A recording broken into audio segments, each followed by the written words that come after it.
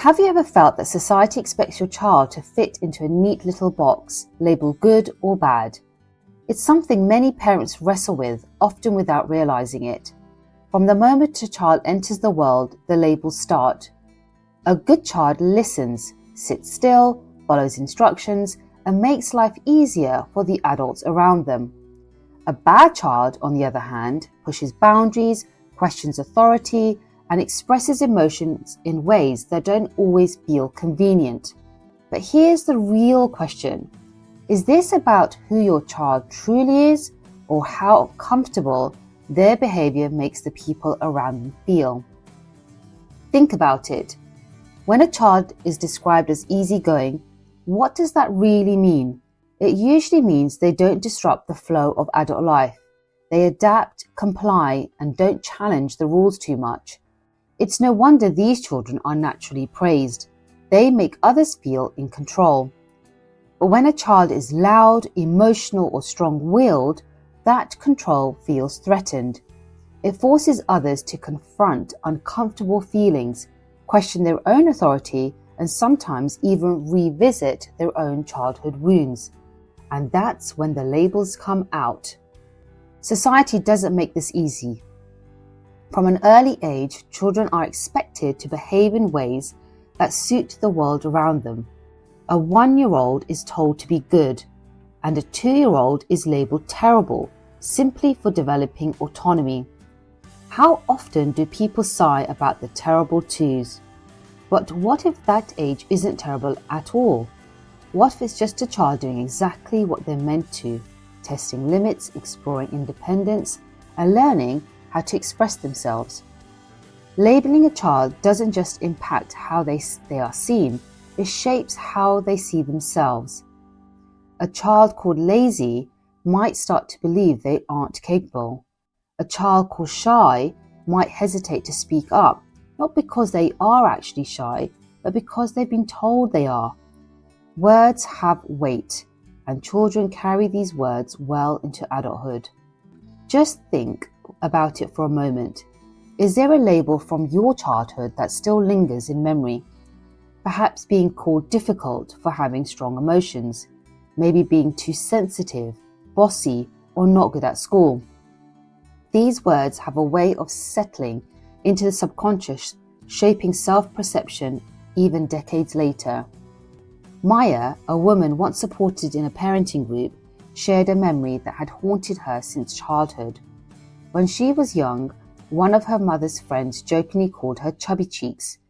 It was said casually, without much thought, but for Maya, that label stuck. Even as an adult, she struggled with body image, always feeling like that little girl who had been laughed at. The painful words lasted much longer than the jokes ever did. Now imagine if instead of being burdened by shame, children were raised with an unshakable inner confidence.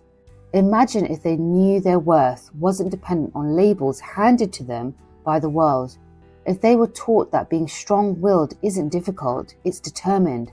That being energetic isn't too much, it's vibrant.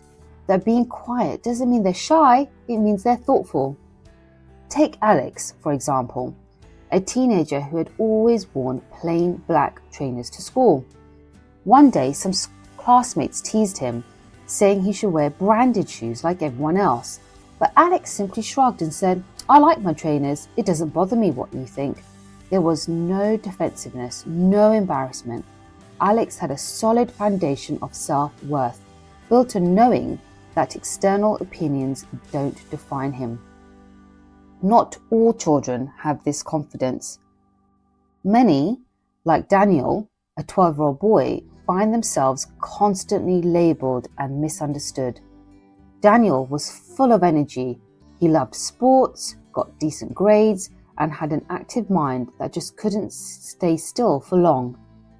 Yet his teachers frequently told his parents that he was distracted and difficult. His mom, Rachel, was deeply concerned. When the school suggested medication and therapy, she felt like she had failed as a mother. But when Daniel was observed in a supportive setting, it became clear that he wasn't bad or difficult. He was simply a boy who thrived on movement. Sitting still for hours wasn't his strength, and that was okay. He was frustrated because no one saw him for who he was. They only saw how he didn't fit their system. I get good enough grades, he said. I just get bored when I sit too long. Is that a crime? No, it wasn't. But the way he was being treated made it feel like one. When Rachel realized that her own feelings of failure were tied to past experiences with school, she started seeing Daniel differently. She stopped trying to fix him and instead worked with his strengths, finding ways for him to release his energy in ways that worked for both him and his teachers. And here's the truth. Every parent has felt judged at some point. When a teacher calls a child disruptive, when another parent raises an eyebrow at a public tantrum, when a relative makes an offhand comment about parenting, it's felt deeply. The weight of society's expectations can be suffocating, but the more a child is forced to fit into the world's mould, the more there's a risk of losing sight of who they really are. So how can this cycle be broken? How can a child be supported to grow without being weighed down by labels? Start by noticing the words used daily. If "you're so stubborn" is said, try shifting it to "you know what you want." Instead of "why are you being so difficult?" try "there are big feelings happening right now, let's figure this out together." Advocate for a child when others label them unfairly. If a teacher describes them as uncooperative, ask questions. What does that really mean? Is the child simply questioning authority, thinking critically, or struggling with something deeper? Instead of immediately assuming the child is the problem, look at the bigger picture. And most importantly, remind a child every single day that they are not defined by what others say about them.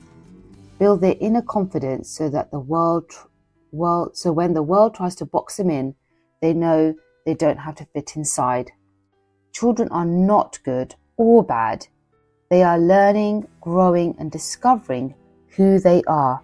The role of a parent isn't to make them fit into society's expectations. It's to help them become the fullest, truest versions of themselves. And that starts with the words chosen, the labels rejected, and the love given to them exactly as they are. If this message resonates, please share, like, and subscribe for more content that supports parents on their journey.